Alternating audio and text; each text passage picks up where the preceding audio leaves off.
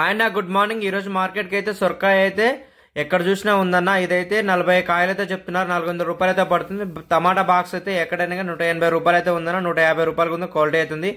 కీరా అయితే 15 రూపాయలు కేజీ అయితే పడుతుందన్న, 15 కేజీలు అయితే ఉంటుందంట బ్యాగ్ అయితే. క్యాప్సికమ్ అయితే రేట్ అయితే కొద్దిగా అయితే డౌన్లో ఉందన్న, 40 రూపాయలు కేజీ అయితే పడుతుంది. అలానే ఇది మనం కాకరకాయ అడిగితేనా 20 రూపాయలు అయితే చెప్తున్నారన్న. కేజీ అయితే 300 రూపాయలు అయితే పడుతుంది. 15 కేజీలు అయితే ఉంటాయన్న. అలానే డ్రమ్స్ అడిగామన్న, ఇదైతే 160 రూపాయలు అయితే కేజీ అయితే పడుతుందన్న, 10 కేజీలు ఉంటాయంట. అలానే వంకాయ అడిగాము, ఇదైతే సెకండ్ క్వాలిటీ అంటే 15 రూపాయలు అయితే పడుతుందన్న. ఇలానే పెద్ద వంకాయ అడిగితే ఇదైతే 20 రూపాయలు అయితే చెప్తున్నారన్న. ఇదైతే బాగుంది క్వాలిటీ అయితే. చిక్కుడుకాయ అయితే 30 రూపాయలు చెప్తున్నారన్న, క్వాలిటీ అంతగా ఏం బాగోలేదు. అలానే క్యారెట్ అడిగితే అన్న 30 రూపాయలు చెప్తున్నా, క్వాలిటీ అయితే నెంబర్ 1 ఉందన్న. దొండకాయ వేద్దామని దొండకాయ కూడా అడిగామన్న, ఇదైతే 30 రూపాయలు అయితే చెప్తున్నారు. వేరే క్వాలిటీలోనే అవి అయితే బాగాలేదు. 30 రూపాయల క్వాలిటీ అయితే చాలా అంటే చాలా బాగుంది. బీన్స్ అడిగామన్నా, ఇదైతే 30 రూపాయలు చెప్తున్నారన్న. మన వీడియో నచ్చితే లైక్ చేయండి.